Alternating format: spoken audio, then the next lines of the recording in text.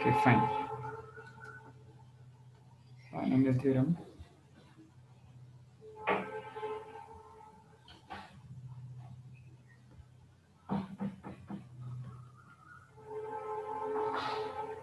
चलो भाई, binomial theorem में exercise 9.3, I guess it was ICE, ठीक है। सो 9.3 में कौन कौन से डाउट्स हैं भाई? Question 11, 11, 12. Sixth one. Question number 11, question number 6, okay fine. Question 12 भी है sir. क्वेश्चन 12 भी है डाउट में, ठीक है। स्क्वायर रूट वाला भी एक समझा रहा हूँ। फिर क्वेश्चन नंबर 3, क्वेश्चन नंबर 3 भी है डाउट में, okay. Question number 3 is in doubt, ठीक है, fine. So we shall start with question number 3। Question number 3 में देखो तो क्या बोल रहा है? क्वेश्चन नंबर 3 में बोल रहा है calculate square root of 3.6 using first 4 terms of binomial expansion, ठीक है। तो अभी के लिए मेरे पास है स्क्वायर रूट ऑफ 3.6। अब मैं कोई ऐसा नंबर खोजूंगा जिसका स्क्वायर रूट 3.6 के आसपास है, तो मुझे वो नंबर मिला 4, ठीक है। सो मैंने इसको लिखा 4 minus 0.4 raise to the power 1/2, 4 minus 0.4 raise to the power 1/2। पर मुझे अब 1 क्रिएट करना है, तो 1 क्रिएट करने के लिए मैं क्या करूंगा भाई? मैंने 4 को कॉमन ले लिया, 4 को कॉमन ले लिया तो ये बन गया 2 बन गया, और यहाँ पर भी बचा, यहाँ पर बचा 1 माइनस 4 को कॉमन लिया तो 0.1 रेज टू द पावर 1/2, ठीक है। चलो ऐसा कुछ आ गया। अब 2 को डिस्टर्ब नहीं करना है, 2 को डिस्टर्ब नहीं करना है, तो RN बोल तो 1 minus 0.1 raise to the power 1/2 का एक्सपेंशन क्या हो जाएगा बेटा? तो 2 को तो ऐसे लिखेंगे, फिर 1 माइनस, हाँ वेरी गुड, 1 माइनस n के जगह हाफ लिखेंगे 1/2, बिल्कुल सही, हाफ टाइम्स ऑफ 0.1, 0.1, हाँ, प्लस अपॉन फैक्टोरियल 1, हाँ, plus very good very good, upon factorial 1 भी लिख लेते हैं, plus half multiplied by half multiplied by half minus 1, 1/2 minus 1 divided by factorial 2 multiplied by 0.1 का स्क्वायर, 0.1 का स्क्वायर। अच्छा भाई, ये वाला टर्म फिर प्लस हुआ, माइनस हुआ, प्लस हुआ, फिर से माइनस आ जाएगा, minus half into half minus 1 multiplied by half minus 2 divided by factorial 3 multiplied by 0.1 का whole cube plus so on, ठीक है। अब मुझे वो बोल रहा है कि फर्स्ट 3 टर्म्स यूज करना है, फर्स्ट 4 टर्म्स यूज करना है इस वाले क्वेश्चन में, ठीक है। तो मैंने 4 टर्म्स लिख लिए भाई, 4 टर्म्स लिख लिए, 2 को ऐसे डिस्टर्ब नहीं करते हैं, तो 2 को मैं एज इट इज लिखूंगा, बाकी टर्म्स निकालते हैं भाई। बाकी टर्म्स में ये वाला टर्म हो जाएगा 1 minus 0.1 divided by 2, 0.1 divided by 2 हो जाएगा 0.05 प्लस, देखो तो नेक्स्ट वाला टर्म है नेगेटिव साइन के साथ आ जा रहा है, तो यहां पर भी नेगेटिव साइन लिख लेते हैं, क्योंकि नेगेटिव साइन के साथ आ रहा है तो यहां पर भी नेगेटिव साइन लिखते हैं।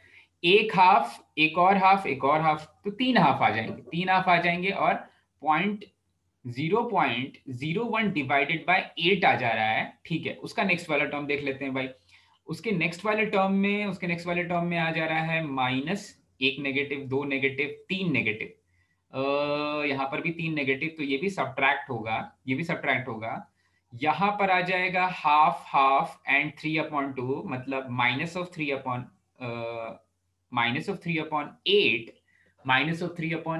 मतलब 1/16, ठीक है। तो ये आ जाएगा 0.001 डिवाइडेड बाय 16, और इसके बाद के सब्सिक्वेंट टर्म्स लेने नहीं है भाई, ठीक है। तो इसी को सॉल्व करना है, तो हो जाएगा 2 मल्टीप्लाइड बाय 1 माइनस 0.05। अच्छा, 1 डिवाइडेड बाय 8 क्या दे देता है भाई? 125, 0.00125, 1 डिवाइडेड बाय 8 दे देता है, एक और 0 लगा दिया ना, 125, ठीक है, माइनस 1 डिवाइडेड बाय 16 दे देगा 125 का भी एक और 0 डाल करके हाफ, तो ये कुछ ऐसा हो जाएगा क्या? 625। Yes sir, Yes, sir. Okay, तो बस इसको सॉल्व कर देना है भाई, इसको सॉल्व कर देना है। इसको सॉल्व करने के से क्या आंसर मैच नहीं कर रहा है? Yes, sir. सर उधर 3 टर्म Matching. मतलब वो 4 टर्म मतलब x³ तक जाना है क्या?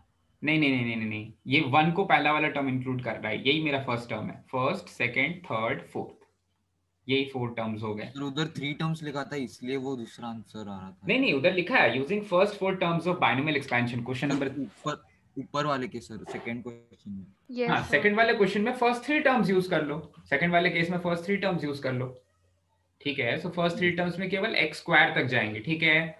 तो मल्टीप्लाई करके इसका आंसर क्या आ जा रहा है भाई, 2 मल्टीप्लाइड बाई यहाँ पर क्या आ जा रहा है, 1.897375. The One- total answer. हाँ 1.897 375.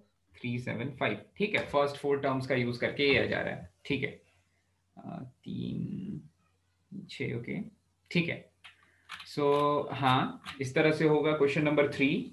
क्वेश्चन नंबर 3 ऐसे हो जाएगा भाई। क्वेश्चन नंबर 3 के बाद आगे बढ़ते हैं। क्वेश्चन नंबर 3 सभी को चमका भाई, क्वेश्चन नंबर 3 चमक गया, कोई मुश्किल नहीं है। क्वेश्चन नंबर 3 के बाद आ जाते हैं क्वेश्चन नंबर 6 पर।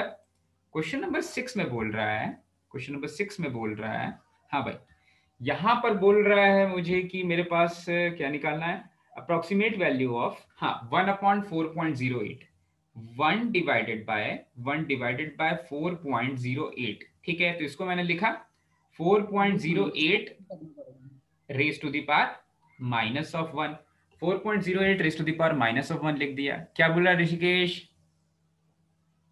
4 + 0.8 लिख सकते हैं, 4 कॉमन। हाँ 4 + 0.8 लिख सकते हैं भाई, 4 + 0.8 इसको लिख सकते हैं। तो ये कुछ ऐसा लिख लेंगे, ये ठीक से नहीं चल रहा है, एक सेकंड रुक जाओ।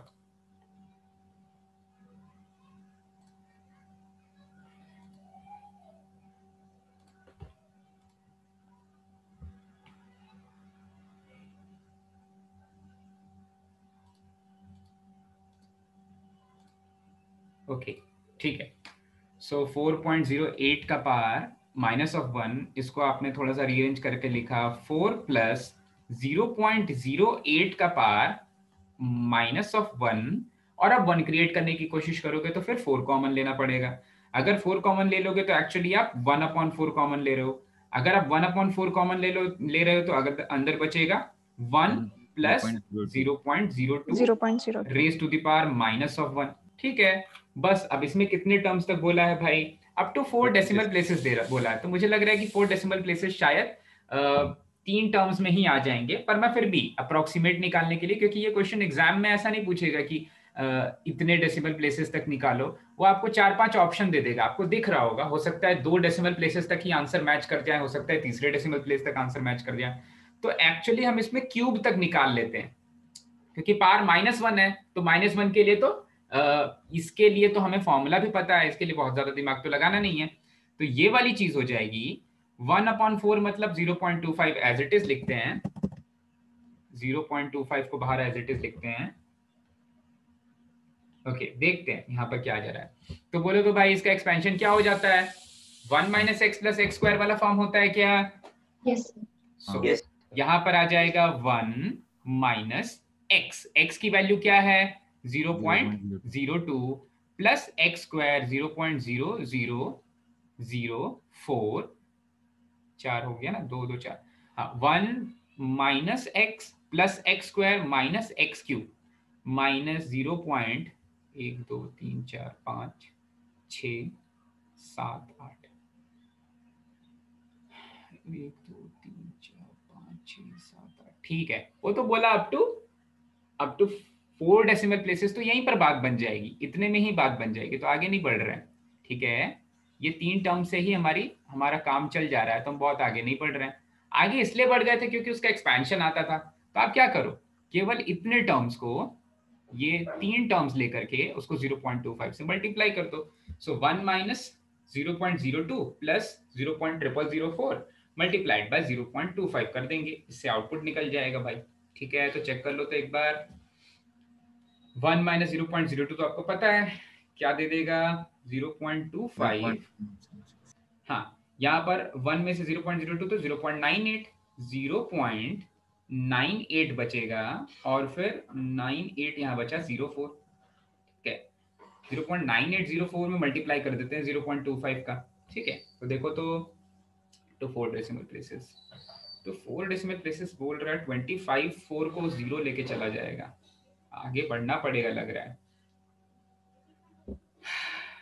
देखो तो ये 25 जब इस 4 से मल्टीप्लाई हो रहा है ना 0 0 तो एक 0 दे दे रहा है, तो 4 डेसिमल, अच्छा नहीं पॉइंट में है, हाँ हाँ निकलेगा निकलेगा। 25 के पास भी तो दो डेसिमल प्लेसेस हैं, ठीक है। तो इसको 1/4 से डिवाइड कर दो भाई, देखो तो क्या आ रहा है 0.2451 1/4 से डिवाइड कर रहे हो ना, तो 98 का 20 ये तो समथिंग पॉइंट में जाएगा, क्या आ रहा है अवधूत 0.2541 245 24 हाँ 24 से जाएगा ना, 25 कैसे हो जाएगा 2451 ऐसा कुछ, ठीक है। 4 डेसिमल प्लेसेस तक हो गया। ओके एक्चुअली ये बात दिमाग में डाल लो, मोस्टली जब अप्रोक्सीमेट वैल्यू निकालनी होती है तो हम बहुत कम बाइनोमियल थ्योरम का यूज करते हैं, ठीक है।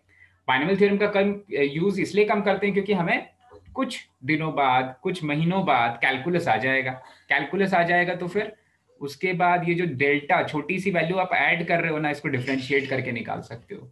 तो बहुत कम लोग बाइनोमियल थ्योरम का यूज करेंगे, वो dx निकाल लेंगे डिफरेंशिएट करके, ठीक है। चलो भाई, तो ये वाला हुआ क्वेश्चन, ठीक है। क्वेश्चन नंबर 6 हुआ, स्लो चलने लग गया क्या?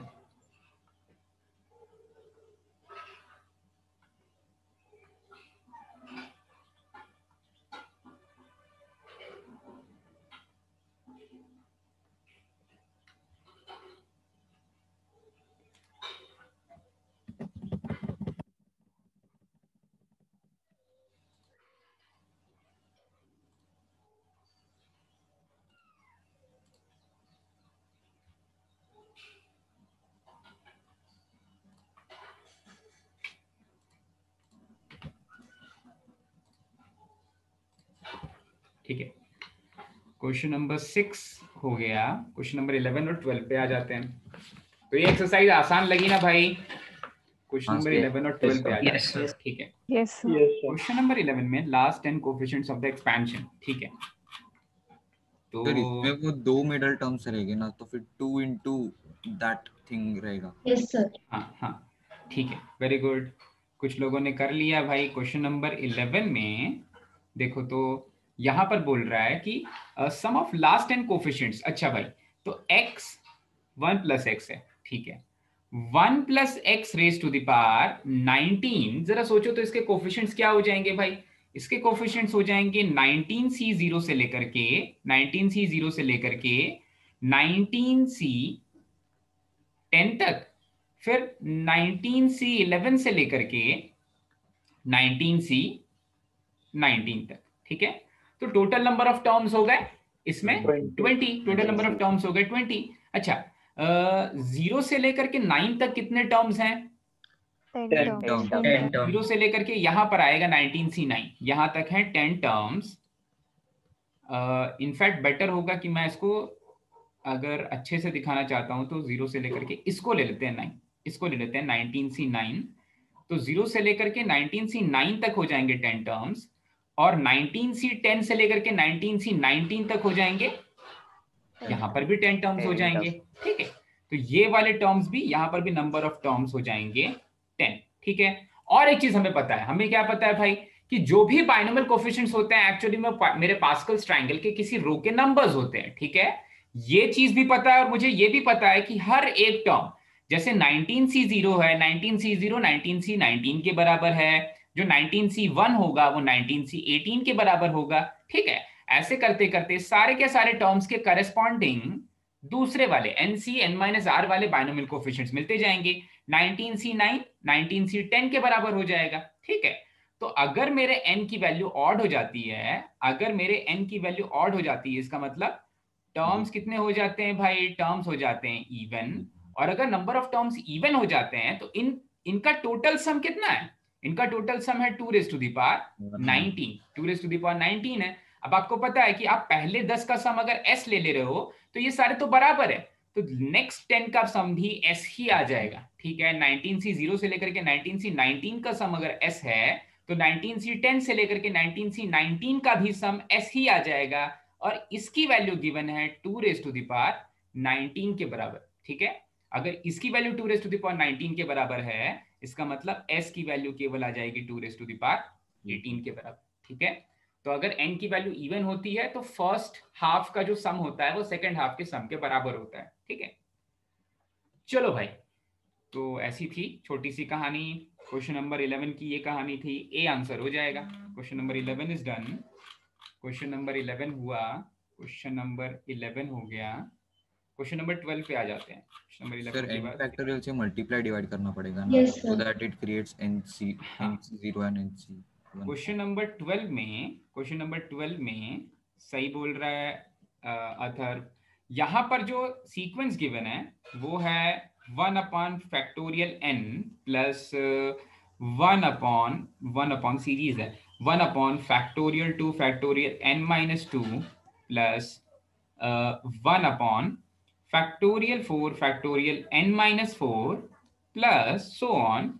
अच्छा, इनफाइनाइट टर्म्स है, प्लस सो ऑन दिस। हाँ, इनफाइनाइट नंबर ऑफ टर्म्स हैं। अच्छा, आपको पता है कि नीचे वाले जो दोनों फैक्टोरियल्स हैं उनका सम क्या आ जा रहा है? नीचे वाले जो दोनों फैक्टोरियल्स हैं, नीचे वाले दोनों फैक्टोरियल्स हैं उनका सम n आ जा रहा है, ठीक है। मतलब मैं इसको बाइनोमियल कोएफिशिएंट्स के फॉर्म में लिख सकता हूं, और जो मेरा आंसर दिया हुआ है वो 2 के किसी पार के फॉर्म में लिखा हुआ है, ठीक है।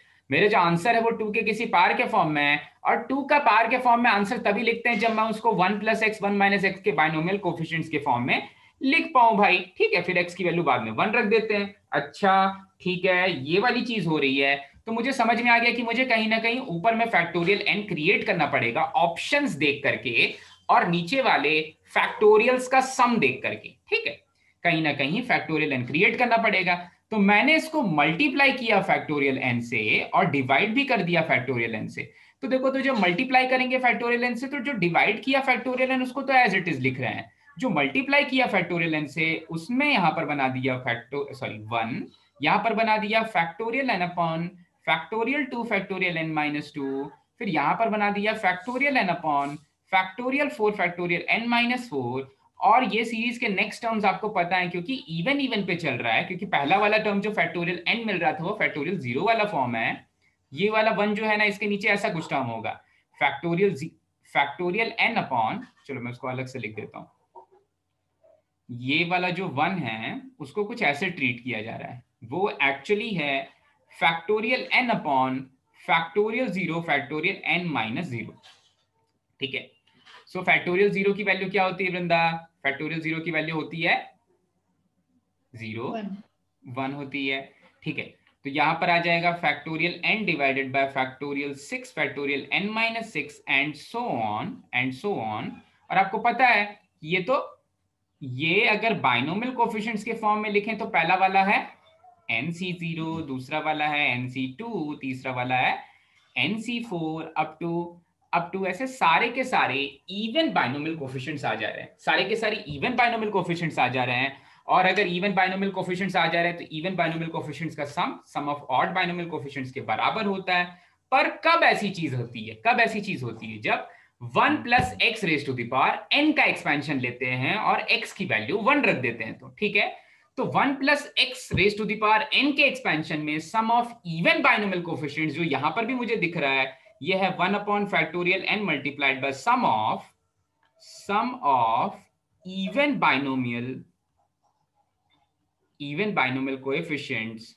और आपको पता है sum of even binomial coefficients तो होते हैं 2 raise to the power n minus 1, तो ये हो जाएगा 2 multiplied by 2 raise to the power n minus 1, ठीक है।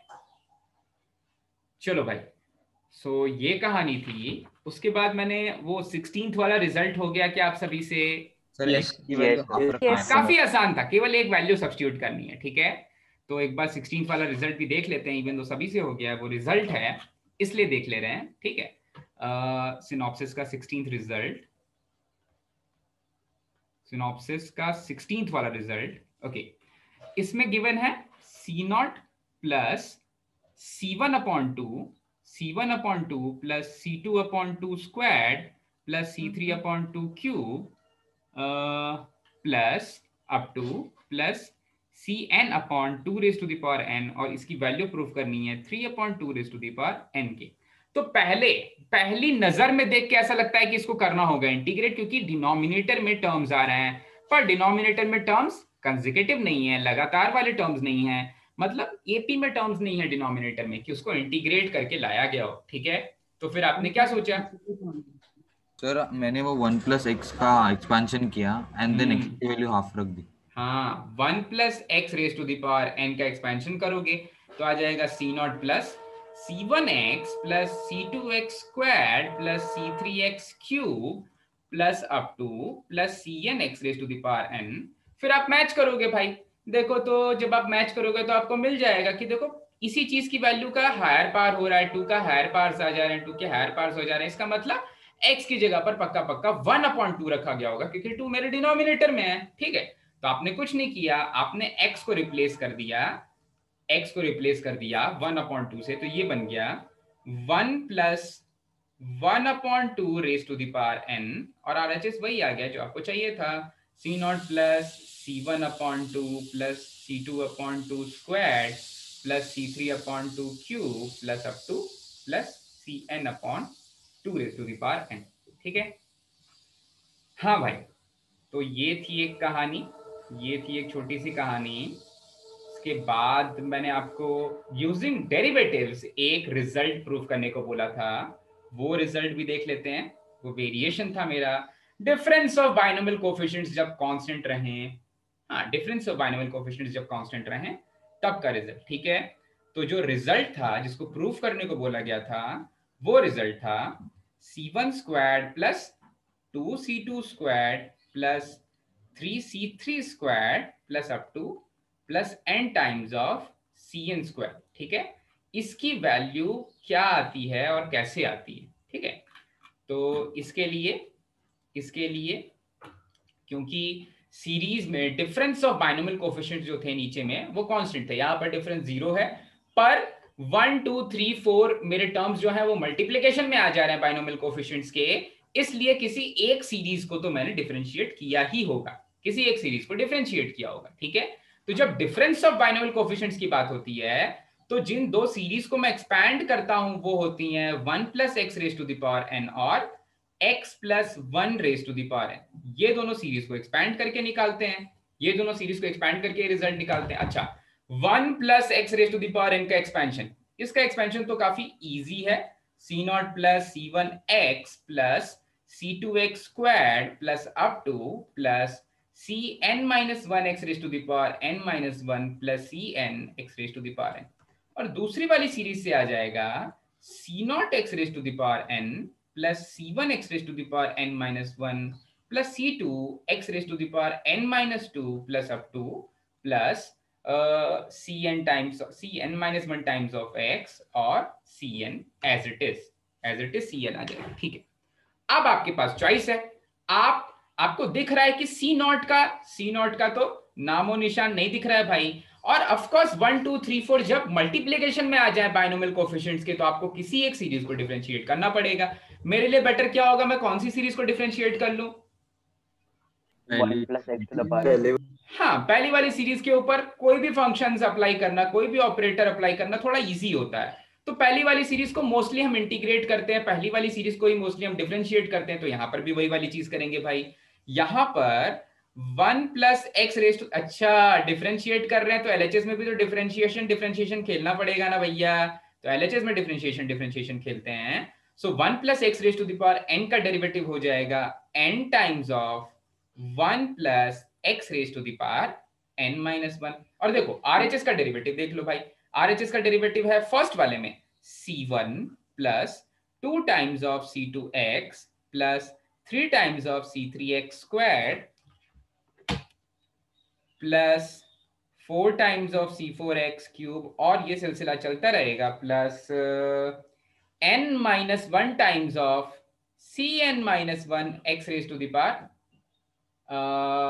x raise to the power n minus 1 का उतरा नीचे, Cn माइनस 1 n माइनस 2, नहीं, हाँ ठीक है, और लास्ट वाला बनेगा n times of x, sorry n times of Cn,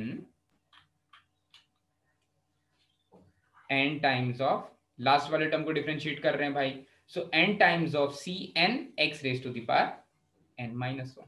ठीक है, अब मुझे देखना है C1 स्क्वायर्ड कब मिलेगा। C1 स्क्वायर्ड जब मिल रहा है तो करेस्पॉन्डिंग कोफिशिएंट ऑफ x क्या मिल रहा है। तो यहां पर आपको शायद वो चीज नहीं, उल्टा कर दिया तो मिलने लग जाएगी। ठीक है, देखो तो अगर मैं ये वाले C1 को ये वाले C1 से मल्टीप्लाई करूं, ठीक है, तो मुझे मिलेगा x raise to the power n minus 1। वैसे ही अगर मैं ये वाले C2 को ये वाले C2 से मल्टीप्लाई करूं तो मुझे मिलेगा 2 times of C2 square times of x raise to the power n minus 1। फिर जो इसका नेक्स्ट वाला टर्म रहेगा वो रहेगा C3 times of x raise to the power n minus 3, और उसको मैं 3 टाइम्स ऑफ C3 से मल्टीप्लाई करूंगा तो फिर से मिलेगा 3 times of C3 square times of x raise to the power n minus 3 up to, ये सिलसिला चलता रहेगा। जो लास्ट वाला टर्म बनेगा वो यहां पर है Cn, यहां पर है n times of Cn x raise to the power n minus 1, तो फिर से मिलेगा n times of Cn square. ठीक है, अगर ऐसा कुछ मिल रहा है तो coefficient of x raise to the power n minus 1 खोजा जा रहा है भाई, coefficient of x raise to the power n minus 1 खोजा जा रहा है। ओके, ये सारी चीजें कब हो रही हैं, जब मैं ये दोनों टर्म्स को मल्टीप्लाई कर रहा हूं। ठीक है, तो इन दोनों टर्म्स को मल्टीप्लाई करोगे, इन दोनों टर्म्स को मल्टीप्लाई करोगे तो आपको मिल जाएगा n times of 1 plus x raise to the power 2n minus 1, और इसमें आपको चाहिए coeff of x raise to the power n minus 1। ठीक है, तो n ने तो किसी का कुछ बिगाड़ा नहीं है भाई, ये बाहर बैठे हुए n ने किसी का कुछ बिगाड़ा नहीं है, तो आप directly coefficient of x raise to the power n minus 1 इसके एक्सपेंशन में लिख सकते हो n times of 2n minus 1c n minus 1, n times of 2n minus 1c n minus 1। ठीक है, अब आप मैचिंग खेलोगे, आप बोलोगे सर वहां पर आंसर कुछ और आ रहा था, यहां पर आंसर कुछ और आ रहा है, ऐसा लगेगा आपको, ऐसा लगा भी होगा। ठीक है, नहीं लगा क्या निशा, तो वहां पर आंसर क्या आ रहा था, n times of n/2 into 2n n/2 आ रहा था, n/2, हाँ n/2 टाइम्स ऑफ 2nCn। ठीक है, ये वो वाले में आंसर आ रहा था जब मैंने s और s को ऐड करके 2s लिख दिया था और फिर उसको सॉल्व किया था। ठीक है, ये वहां वाला आंसर है भाई, चमक रहा है ना। तो क्या ये वाला फॉर्म जो अभी आया है ये पुराने वाले फॉर्म जैसा है? बिल्कुल, या तो आप पुराने वाले फॉर्म से नए वाले फॉर्म में आना थोड़ा आसान है। ठीक है, तो मैं इसी को ऐसे लिख सकता हूं भाई, n/2, 2n और n बाहर निकाल लेंगे तो ये बन जाएगा 2n minus 1c n minus 1, और फिर n से n कैंसिल और 2 से 2 कैंसिल, तो ये वाली चीज इसी के बराबर हो जाएगी। ठीक है, तो दोनों से आंसर सेम आ रहा है। चमका भाई? यस, या फिर उल्टा ऊपर नीचे उसको 2n और n से 2n अपॉन 2n से मल्टीप्लाई डिवाइड कर दो, तब RHS वाला पार्ट आ जाएगा। ठीक है, तो बढ़ जाए आगे। यस सर, यस, ठीक है। अब आ जाते हैं क्वेश्चन फॉर द वीक में। जो पिछले हफ्ते हमने क्वेश्चंस दिए थे वो क्वेश्चंस एक बार डिस्कस कर लेते हैं। हाँ,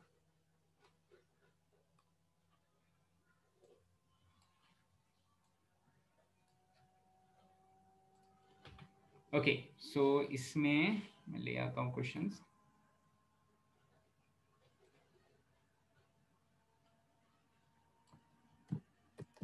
तो इसका फर्स्ट वाला थोड़ा कंपैरेटिवली इजी था, आई गेस थोड़ा सा इजी था। जो मैंने स्पेशल फॉर्म्स पढ़ाए थे उन पे बेस्ड था पहला वाला। ठीक है, पहले वाले का आंसर क्या क्या आ जा रहा है आपका? 210c 100 into 200 2 to the power 100 ऐसा कुछ तो। अच्छा ठीक है, 2 रेज टू द पावर में तो कुछ भी नहीं आना चाहिए, सो 2 रेज टू द पावर में नहीं आएगा। ठीक है, तो देखो अगर मैं पहले वाले एक्सपेंशन की बात करूं, यहां पर x raise to the power n को ही ये सारी चीजें लिखी गई हैं। x raise to the power n बराबर है किसके बराबर है भाई? a0 प्लस, थोड़ा सा और इधर ले लेते हैं, हाँ, a0 plus a1 times of 1 plus x plus a2 times of 1 plus x square plus up to plus an times of 1 plus x raise to the power n। ठीक है, अब आपको पता है ये a0 a1, देखो जब 1 plus x 1 plus x square की हायर पार्ट्स बन रही है तो कभी कहीं ना कहीं किसी चीज को तो बायनोमियली एक्सपैंड किया जा रहा है, शायद A0, A1, A2, A3, AN के पीछे कोई ना कोई बाइनोमियल कोफिशिएंट छुपे हुए हैं। ठीक है, हमें पता नहीं चल रहा कौन से बाइनोमियल कोफिशिएंट छुपे हैं, पर शायद इनके पीछे कोई बाइनोमियल कोफिशिएंट छुपे हुए हैं अभी। अच्छा भाई, ठीक है, इनके पीछे बाइनोमियल कोफिशिएंट छुपे हुए हैं और हमें वो बाइनोमियल कोफिशिएंट्स खोज के निकालने हैं। ठीक है, तो इसका मतलब जो मेरा LHS है जो x raise to the power n के फॉर्म में है, अगर मेरे RHS में 1 + x, 1 + x square, 1 + x cube, 1 + x raise to the power n का टर्म बन रहा है, तो कहीं ना कहीं ये जो LHS में चीज लिखी हुई है ना x raise to the power n, इसको भी 1 + x प्लस या minus something raise to the power n के फॉर्म में एक्सपैंड करना है। 1 + x प्लस या minus something raise to the power n के फॉर्म में एक्सपैंड करना है। ठीक है, ये तो चमका ना भाई कि अगर RHS वाला टर्म कुछ हद तक बाइनोमियली एक्सपैंड होता लग रहा है, उसके बड़े पार्ट्स आ रहे हैं, उसके हायर पार्ट्स आ रहे हैं, तो LHS में भी कोई ऐसा टर्म क्रिएट करना है, कोई दो टर्म्स का सम या डिफरेंस क्रिएट करना है जिसको बाइनोमियली एक्सपैंड करने पर कुछ ऐसा दिखने लग जाए। ठीक है, तो जो x raise to the power n है, जो x raise to the power n है, सबसे पहले तो मैं x + 1 क्रिएट करने की कोशिश करता हूं। तो देखो x raise to the power n को कैसा लिखोगे? x + 1 क्रिएट करने के लिए ऐसा लिखोगे x + 1 - 1। ठीक है, raise to the power n, x + 1 - 1 raise to the power n, जिसमें आपका पहला टर्म बनने वाला है x + 1, पहला टर्म बनने वाला है x + 1 और दूसरा टर्म बनने वाला है -1। ठीक है, पर आप बोलोगे सर इसका जो एक्सपेंशन है वो कुछ ऐसा दिखता है, इसका जो एक्सपेंशन है वो दिखता है, इसका जो एक्सपेंशन है वो दिखता है NC0 या हाँ NC0, इसका मैं जनरल टर्म लिख दे रहा हूं। इसका जो जनरल टर्म है वो होगा समेशन ऑफ r = 0 से लेकर के n तक first term raise to the power x + 1 raise to the power n - r multiplied by -1 raise to the power r। ठीक है, ऐसा होगा ना भाई इसका एक्सपेंशन? सर NCR, ये हाँ NCR भी तो होगा, समेशन में गड़बड़ लिख दिया ना भाई। NCR भी आएगा। r = 0 से लेकर के समेशन ऑफ r = 0 से लेकर के r = 0 से लेकर के n तक NCR। हाँ, first term raise to the power n - r, second term raise to the power r।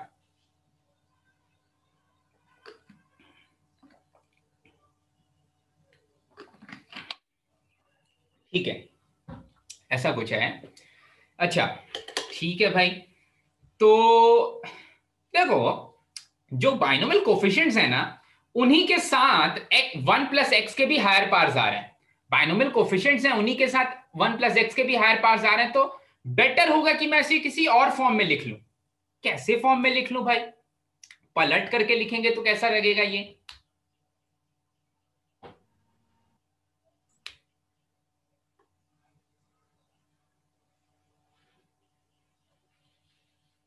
Sir समझा नहीं सर। देखो, क्योंकि अभी कुछ ऐसा हो रहा है कि जो बाइनोमियल कोफिशिएंट है, जैसे यहां पर 1 आ जा रहा है लोअर बाइनोमियल कोफिशिएंट, या यहां पर जो भी लोअर कोफिशिएंट है उस कांस्टेंट टर्म का, वही 1 + x का पार बन जा रहा है। पर यहां पर ऐसा नहीं हो रहा है, यहां पर r आ रहा है तो यहां पर n - r आ रहा है, ये गड़बड़ हो रही है। ठीक है, मैं चाहता हूं 1 + x - 1 लिख सकते हैं। किसको बेटा? सर वो LHS में rather than writing x + 1 we'll write 1 + x - 1। उससे नहीं फर्क पड़ेगा ना ऋषिकेश, अगर आपने यहाँ पर -1 R n - r, then you replace it. So when we make NCR equals NC n - r, and then you interchange it, you get the same form. Okay, so आप बोल रहे हो, देखो अनीशा बोल रही है कि इसको ऐसे लिख लिया जाए, इसको ऐसे लिख लिया जाए, क्योंकि NCR NC n - r के बराबर होता है। तो मैं इसको ऐसा लिख लूं, समेशन r = 0 से लेकर के n तक NC n - r 1 + x या x + 1 raise to the power n - r और -1 raise to the power r। ठीक है, ऐसा लिखें और फिर n - r को कोई दूसरा टर्म बोल देते हैं। ठीक है, मैं मान लेता हूं कि n - r कोई दूसरा n - r, मैं मान लेता हूं ये कैपिटल R के बराबर है, कैपिटल R के बराबर है। उससे हो क्या जाएगा, जो यहां पर लोअर बाइनोमियल कोफिशिएंट जैसा दिखेगा वही यहां पर 1 + x का पार भी बन जाएगा। ठीक है, उसको एक टर्म के फॉर्म में मैं क्रिएट कर ले रहा हूं। ठीक है, तो ये दोनों तरह से कर सकते थे। जो पीछे जो ऋषिकेश बोलना चाहता था ना, इसको आप -1 + x + 1 raise to the power n के फॉर्म में एक्सपैंड करते तो ज्यादा इजीली मिल जाता, ठीक है। -1 + x + 1 raise to the power n, तब क्या होता, -1 raise to the power r होता और 1 + x raise to the power, sorry, -1 raise to the power n - r होता और 1 + x raise to the power r होता, ठीक है। तो अगर ऐसा एक्सपैंड करोगे तब भी वही आने वाला है जो अभी मैं लिखने वाला हूं, ठीक है। r से थोड़ा कंफ्यूजन हो जा रहा है तो मैं इसकी जगह पर k लिख लेता हूं, इसकी जगह पर k लिख लेता हूं, ठीक है। तो ये हो जा रहा है समेशन r = 0 से लेकर के n तक nck, अच्छा n - r अगर k के बराबर है तो खुद r क्या है, n - k के बराबर। So 1 + x raise to the power k, 1 + x raise to the power k और -1 raise to the power n - k। अब देखो, अब समेशन जो है वहां पर r की वैल्यू भी चेंज हो जाएगी, r की वैल्यू चेंज नहीं होगी भी, फिर k की वैल्यू चेंज हो जाएगी, k की वैल्यू चेंज हो जाएगी, ठीक है। बिल्कुल वैसा ही है, एनसीआर एन माइनस आर के बराबर होता है। अगर n माइनस आर को k ले रहे हो तो आप r को ही k ले रहे हो कहीं ना कहीं, तो k = 0 से लेकर के n तक ये वाली वैल्यू आ जाएगी। और इसमें बहुत कंफ्यूजन भी लगेगा, बहुत कंफ्यूजिंग लग रहा होगा, तो दूसरा वाला मेथड ज्यादा इजी है कि भैया मेरे इसको ऐसे ना एक्सपैंड करके पलट दो, पलट करके एक्सपैंड करोगे तो इसका एक्सपेंशन आ जाएगा समेशन r = 0 से लेकर के n तक -1 रेस टू द पावर, पहला टर्म है तो raise to the power n - r, और सेकंड वाला term 1 + x raise to the power r और ncr, ठीक है। तो बिल्कुल सेम चीज है, अरे r की वैल्यू 0 से लेकर के n तक चेंज करो या k की वैल्यू 0 से लेकर के n तक चेंज करो, कोई फर्क नहीं पड़ता, ठीक है। तो यहां पर केवल कन्वर्जन सिखाया गया है, समेशन के अंदर कन्वर्जन कैसे करते हैं, केवल ये चीज सीखी अभी हमने, ठीक है। चलो तो अच्छा 1 + x, हाँ ठीक है। तो कहीं ना कहीं मैं x raise to the power n को ही ये चीज लिख रहा हूं। लास्ट स्टेप में मैं लिखता हूं एकदम इसको सिंप्लीफाई करके कि x raise to the power n किसके बराबर है, वो बराबर है समेशन ऑफ, एक सेकेंड, मेरे क्वेश्चन का, हाँ क्वेश्चन इसमें दिया था ना, ठीक है, वो बराबर है समेशन ऑफ r की वैल्यू लिखता हूं, r = 0 से लेकर के n तक -1 raise to the power n - r x raise to the power r, -1 raise to the power n, sorry 1 + x raise to the power, 1 + x raise to the power r, ncr 1 + x raise to the power r, ठीक है। तो ये जो a1 a2 a3 a4 है, आपको समझ में आ रहा है क्या? ये जो a1 a2 a3 a4 है, ये 1 + x का जो पार है उसके बगल में लिखे हुए टर्म्स हैं। जैसे a2 है, a2 क्या हो जाएगा, 1 + x² का कोफिशिएंट, a2 हो जाएगा 1 + x² का कोफिशिएंट, और 1 + x² का यहां से कोफिशिएंट क्या है भाई, यहां से जो कोफिशिएंट दिख रहा है वो दिख रहा है, देखो अगर 1 + x² का कोफिशिएंट चाहिए तो वो हो जाएगा -1 raise to the power n - 2 nc2, ठीक है। तो वैसे ही अगर मैं बोलूं कि a r क्या होगा, तो आप बोलोगे सर a r हो जाएगा -1 raise to the power n - r ncr, ठीक है। 1 + x raise to the power r का जो कोफिशिएंट है वो a r हो जाएगा, और वहां से यहां से कंपेयर करके ये चीज पता चल रही है कि a r की वैल्यू है -1 raise to the power n - r ncr, ठीक है। क्लियर है भाई सभी को? एक बार देख लो अच्छे से, नहीं समझ में आया तो पूछ लो, ठीक है। वैसे ही बी आर भी निकालने वाले हैं, वैसे ही बी आर भी निकालने वाले हैं भाई, बी आर में एक्सपेंशन अलग हो जाएगा, ठीक है। तो एक चीज जो पता चल गई उसको मैं यहाँ पर इसको एक इक्वेशन की तरह मान लेता हूं कि ए आर की वैल्यू ये आने वाली है, ए आर की वैल्यू ये आने वाली है, और वहां पर जिस चीज की बात हो रही होगी फिर उसके अकॉर्डिंग हम निकाल लेंगे कि किस चीज की बात की जा रही है। अच्छा ठीक है, अब बात करते हैं दूसरे वाले एक्सपेंशन की। दूसरे वाले एक्सपेंशन में है b0 b1 1 - x, ठीक है। दूसरे वाले एक्सपेंशन में बोल रहा है कि x raise to the power n है b0 + b1 1 - x + b2 1 - x का whole square plus up to plus bn 1 - x raise to the power n, 1 - x raise to the power n, ठीक है। अब आपको इसको ऐसे क्रिएट करना है कि 1 - x क्रिएट हो जाए, इसको कुछ ऐसा फॉर्म करना है कि 1 - x क्रिएट हो जाए भाई। तो कैसे फॉर्म कर लें भाई इसको? सो मैं अपने x सर रेज टू उधर द पावर फर्स्ट n, से ही x-1 ही ले लेंगे ना। हाँ, सो मैं अपने x raise to the power n को ऐसा कुछ क्रिएट करूंगा 1 minus x raise to the power n, ठीक है, 1 minus x raise to the power n के फॉर्म में क्रिएट कर लोगे तो फिर ये जो एक्सपेंशन है शायद बाइनोमियल एक्सपेंशन के फॉर्म में कुछ ऐसा फॉर्मुलेट हो जाएगा, ठीक है। और अगर ऐसा फॉर्मुलेट हो जाएगा तो अब देखो, तो यहां पर मैं थोड़ा सा डायरेक्ट कर रहा हूं, थोड़ा सा डायरेक्टली कर रहा हूं, जो पीछे में चीज की वही चीज करनी है यहां पर भी, कि ये जो RHS लिखा हुआ है ना, ये जो RHS है इसका जो एक्सपेंशन होगा वो कहीं ना कहीं होगा summation of r is equals to 0 से लेकर के n तक, first term that is 1 raise to the power n minus r, और second term that is minus of 1 minus x raise to the power r, ठीक है, minus of 1 minus, तो 1 raise to the power n minus r लिखने का कोई मतलब ही नहीं बनता है, वो तो 1 ही है, ठीक है।